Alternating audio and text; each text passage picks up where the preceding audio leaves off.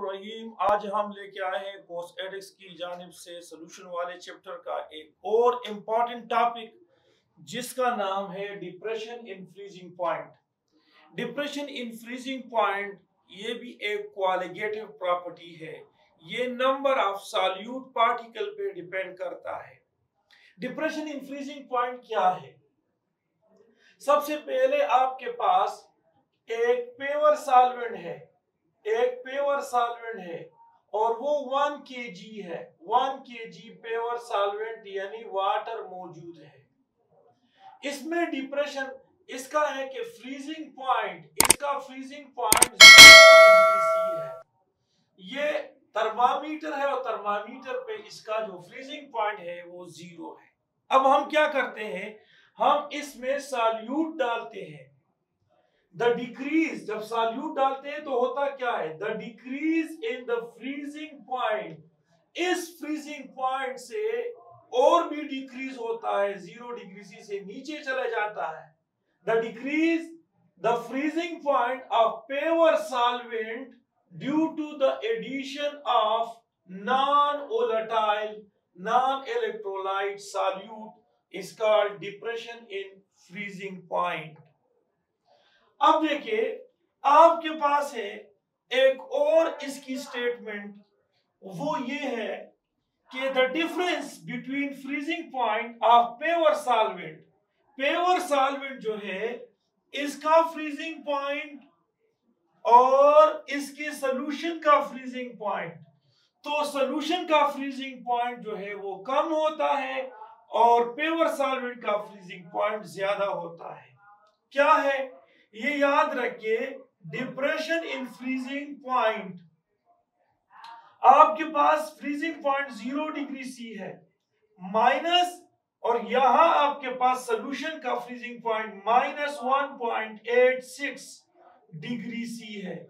सो ये minus minus एक दूसरे के साथ सम अप होता है, जमा होता है, तो डिप्रेशन इन फ्रीजिंग पॉइंट, देखिए डिप्रेशन इन फ्रीजिंग पॉइंट जो है वो बराबर होता है 1.86 डिग्री सी के बराबर हो जाता है। तो इसको हम क्या कहते हैं, डिप्रेशन इन फ्रीजिंग पॉइंट। अब आपके पास है 60 ग्राम ग्लूकोज है और 180 ग्राम इसमें 60 ग्राम यूरिया है, 180 ग्राम ग्लूकोज है और 342 ग्राम सक्रोज है, और ये आपके पास है 1 मोल। ये आपके पास है 1 मोल।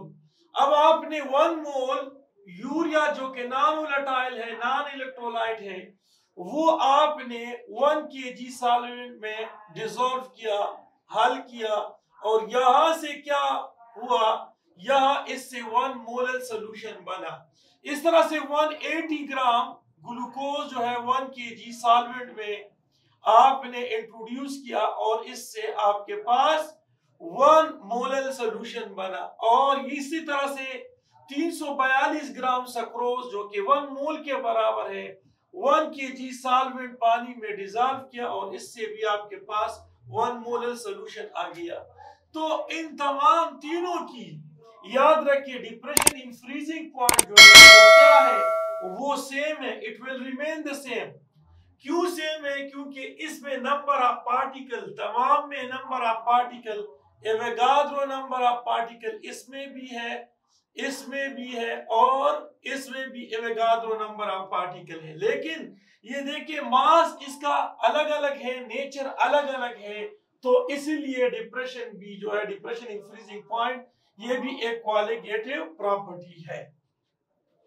और डिप्रेशन इन फ्रीजिंग पॉइंट जो है, अगर हम इसको फर्दर ग्राफिकल रिप्रेजेंट करना चाहे तो हमारे पास देखिए पेवर सॉल्वेंट का जो फ्रीजिंग पॉइंट है वो ये है, और यहां से लेकर इसका जो वेपर प्रेशर है वो आपके पास P0 है। अब आपके पास वो सॉल्यूशन है, सॉल्यूशन का फ्रीजिंग पॉइंट ये है, ये सॉल्यूशन का फ्रीजिंग पॉइंट है यहां तक। तो आपने सॉल्यूट थोड़ा सा डाला हुआ है इसमें, अब ये इसका वेपर प्रेशर है। अब थोड़ा सा सॉल्यूट और बढ़ाया तो ये इसका वेपर प्रेशर जो है ये और घट गया है। यहाँ पर जो है डिप्रेशन जो है फ्रीजिंग पॉइंट डिप्रेशन जो है वो घट जाता है। सो आपके पास यहाँ पर ये ए बी सी ये बन जाते हैं ए बी सी, और यहाँ दूसरे साइड पे आपके पास बन जाते हैं सी डी ई, ये बन जाते हैं। अब यहाँ आप देख ले आपके पास है ए बी, तो ए बी जो है वो क्या चीज है, ए बी के सामने ये ए बी है और यहाँ पर ए सी, और यहाँ आप लगाए ए सी। इस तरह से आपके पास सी डी है, सी डी, और नीचे आपके पास सी ई है, ये आपके पास है सी ई। सो ए बी की वैल्यू हम लगा लेते हैं यहां पर कि इसकी ए बी की वैल्यू कितनी होती है। देखिए यहां पर ए बी की वैल्यू को हम लगा लेते हैं कि ए बी की वैल्यू कितनी है। सो देखिए ए बी जो है ये आपके पास किसके बराबर है, vapour pressure of pure solvent minus vapour pressure of solution का, और नीचे जो आपके पास है AC, तो ये vapour pressure of pure solvent और ये vapour pressure of solution prime, इसमें थोड़ा सा सॉल्यूट ज्यादा डाला हुआ है। इस तरह से ये आपके पास बराबर होता है किसके, CD।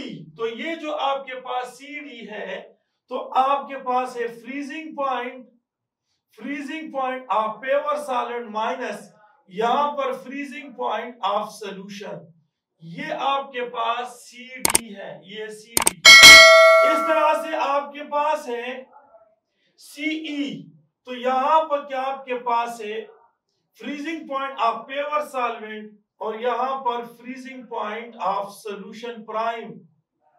तो ये आपके पास अगर इसको आप यहां पर लिख लो या इसको इस साइड पे तो एक ही चीज है। तो यहां आपके पास क्या आता है, यहां पर इससे आता है आपके पास आ जाता है relative lowering of vapour pressure, और ये आपके पास यहां पर आ जाता है depression in freezing point, depression in water, depression in freezing point इससे आता है, डिप्रेशन इन फ्रीजिंग पॉइंट। अब हम इसको किस तरह से लिख सकते हैं, देखिए ये आपके पास है फ्रीजिंग पॉइंट डिप्रेशन और ये आपके पास बराबर है relative lowering of vapour pressure. तो अब हम क्या करते हैं कि हम इस कांस्टेंट को हटाते हैं, यानी ये हमारे पास relative lowering of vapour pressure ये बराबर था ये P0 PS और ये P0 के, और ये इक्वल था किसका, मोल फ्रैक्शन ऑफ सॉल्यूट का, जिसमें मोल फ्रैक्शन ऑफ सॉल्यूट ज्यादा होता है।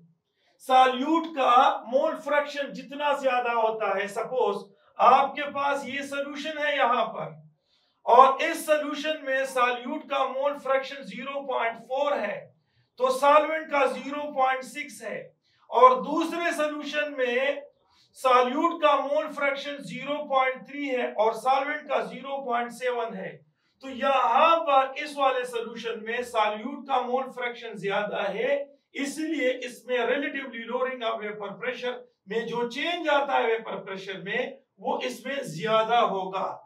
अब हमारे पास इसकी जगह हम यूं लगा लेते हैं कि यार इसको हम x2 कहते हैं, और ये आप देखें ये आपके पास किसके बराबर है, ये आपके पास बराबर है ये डेल्टा P और यहां पर P0 और ये x2।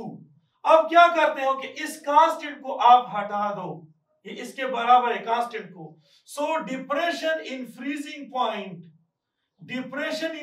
Point directly proportional to mole fraction of solute के, मोल फ्रैक्शन ऑफ सॉल्यूट के।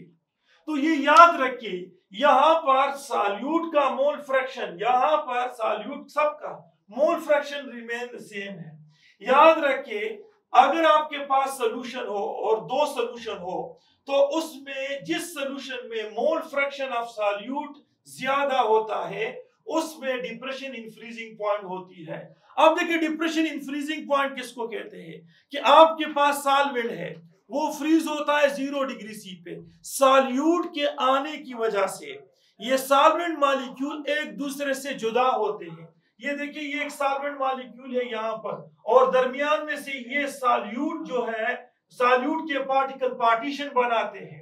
तो ये इसके साथ इसकी कॉम्बिनेशन नहीं हो सकती है, तो क्या करना पड़ता है, टेम्परेचर को और घटाना पड़ता है, टेम्परेचर को डिक्रीज करना पड़ता है ताकि इनके दरमियान इंटरेक्शन जो है वाकया हो जाए और ये फ्रीज हो जाए। तो इस वजह से आपने इस वाली पार्टीशन को, इसकी जो इंटरप्शन है, इसको खत्म करना है ताकि ये और ये पार्टिकल सॉल्वेंट ये आपस में इंटरेक्ट करते हैं। सो देखिए, अगर आपके पास मोल फ्रैक्शन ऑफ सॉल्यूट ज्यादा है किसी भी सॉल्यूशन में, आपके पास मोल फ्रैक्शन ऑफ सॉल्यूट, ये देखिए ये मोल फ्रैक्शन ऑफ सॉल्यूट है, ये मोल फ्रैक्शन ऑफ सॉल्वेंट है। यहां सॉल्यूट का मोल फ्रैक्शन 0.4 है, ये 0.6 है, क्योंकि इन दोनों का जो मोल फ्रैक्शन है उसका समेशन 1 के बराबर होता है। और इस साइड पे आपके पास सॉल्यूट 2 है, ये सॉल्यूशन 2 है। यहां पर आपके पास मोल फ्रैक्शन ऑफ सॉल्यूट 0.3 है, सॉल्वेंट का 0.7 होगा, ये भी 1 के बराबर है। लेकिन इस वाले सॉल्यूशन में मोल फ्रैक्शन ऑफ सॉल्यूट ज्यादा है, तो डिप्रेशन इन फ्रीजिंग पॉइंट इसमें ज्यादा होगी।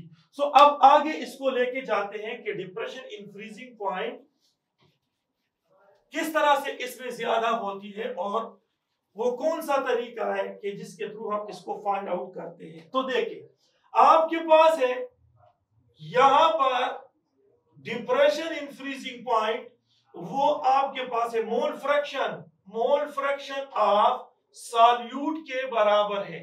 और सॉल्यूट जो है वो किसके बराबर है, देखिए ये number of mole of solute divided by number of mole of solvent, number of mole of solute for very dilute solution. तो अगर वेरी डाइल्यूट सॉल्यूशन हो, सो N1 प्लस N2 वो अप्रोक्सीमेटली इक्वल टू 1, ये 1 के बराबर होता है। ये अप्रोक्सीमेटली इक्वल टू N1 के बराबर होता है। क्यों? क्योंकि यहां पर सॉल्यूट ना होने के बराबर होता है, तो यहां से हम 2 को हटाते हैं। अब सवाल पैदा होता है कि सर जी आपने यहां से N2 को हटाया, यहां से क्यों नहीं, ये प्योर सॉल्यूट है, ये सॉल्यूशन में है ये सॉल्यूट, इसलिए हम लगाते हैं या N2 यहां पर N1। और यहां आपके पास है TF, ये जो कांस्टेंट है इसको हम कहते हैं क्रायोस्कोपिक कांस्टेंट, ये क्रायोस्कोपिक कांस्टेंट है ये वाला। और ये देखिए, ये आपके पास है weight of solute divided by molar mass of solute, और यहां पर ये सॉल्वेंट है, ये weight of solvent divided by molar mass of solvent. तो अब देखिए, ये आपके पास क्या है, ये आपके पास क्रायोस्कोपिक कांस्टेंट है, ये वाला कांस्टेंट क्रायोस्कोपिक कांस्टेंट है। यहां पर वेट ऑफ सॉल्यूट, यहां मोलर मास ऑफ सॉल्यूट, और यहां आप देखिए यहां आपके पास है मोलर मास ऑफ सॉल्वेंट और यहां वेट ऑफ सॉल्वेंट। तो अब देखिए, ये आपके पास है डिप्रेशन इन फ्रीजिंग पॉइंट, वो क्या है कि क्रायोस्कोपिक कांस्टेंट, ऊपर हम लिखते हैं वेट ऑफ सॉल्यूट, नीचे हम मोलर मास ऑफ सॉल्यूट, यहां पर 1000 लगा लेते हैं 1000, और यहां आपके पास वेट ऑफ सॉल्वेंट है। तो ये किसके बराबर है, ये मोलैलिटी के बराबर है।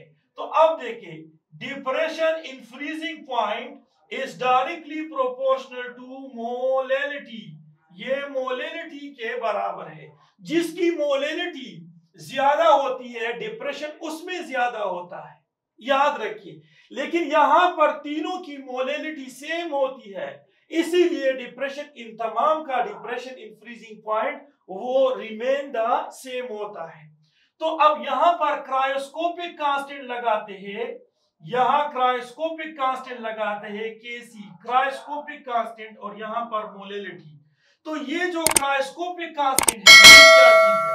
देखिए ये जो क्रायोस्कोपिक कांस्टेंट है depression in freezing point divided by पर मोलर सॉल्यूशन। तो 1 मोलर सॉल्यूशन में जितना डिप्रेशन इन फ्रीजिंग पॉइंट आ गया है उसको क्रायोस्कोपिक कांस्टेंट कहते हैं, और ये आपके पास 1.86 जो है ये है पर मोलर सॉल्यूशन, ये है। अब ये याद रखिए ये मोलिलिटी, ये क्रायोस्कोपिक कांस्टेंट ये मोलिलिटी पे डिपेंड नहीं करता है। हाँ, depression in freezing point molality के डायरेक्टली प्रोपोर्शनल है, लेकिन क्रायोस्कोपिक कांस्टेंट मोलिलिटी पे डिपेंड नहीं करता है। क्यों? क्योंकि अगर आप डिनोमिनेटर को डबल करोगे तो साथ साथ नॉमिनेटर की वैल्यू भी डबल हो जाती है। तो ये याद रखिए cryoscopic constant nature of solute पे डिपेंड नहीं करता है, बट डिपेंड, ये डिपेंड नहीं करता है, डिपेंड नहीं करता है, नॉट नेचर ऑफ सॉल्यूट पे डिपेंड करता है, but depend on nature of solvent के नेचर पे डिपेंड करता है। यहां पर सॉल्वेंट पानी है, अगर पानी के अलावा यहां पर आप बेंजीन या इथेनॉल को यूज कर लेते और आपके पास मोलिलिटी भी सेम होती तो फिर भी जो है आपके पास क्रायोस्कोपिक कांस्टेंट की वैल्यू जो है डिफरेंट होती है। तो क्रायोस्कोपिक कांस्टेंट मोलिलिटी पे भी डिपेंड नहीं करता है, नेचर ऑफ सॉल्यूट पे भी डिपेंड नहीं करता है, मास ऑफ सॉल्यूट पे भी डिपेंड नहीं करता है, ओनली नेचर ऑफ सॉल्वेंट पे डिपेंड करता है। ये नेचर ऑफ सॉल्वेंट पे याद रखिए क्रायोस्कोपिक कांस्टेंट, ये देखिए क्रायोस्कोपिक कांस्टेंट जो है क्रायोस्कोपिक कांस्टेंट केसी क्रायोस्कोपिक कांस्टेंट ये नेचर ऑफ सॉल्वेंट पे डिपेंड करता है, नेचर ऑफ सॉल्यूट पे मास ऑफ सॉल्यूट पे डिपेंड नहीं करता है। Okay, thank you for watching this videos. Allah Hafiz.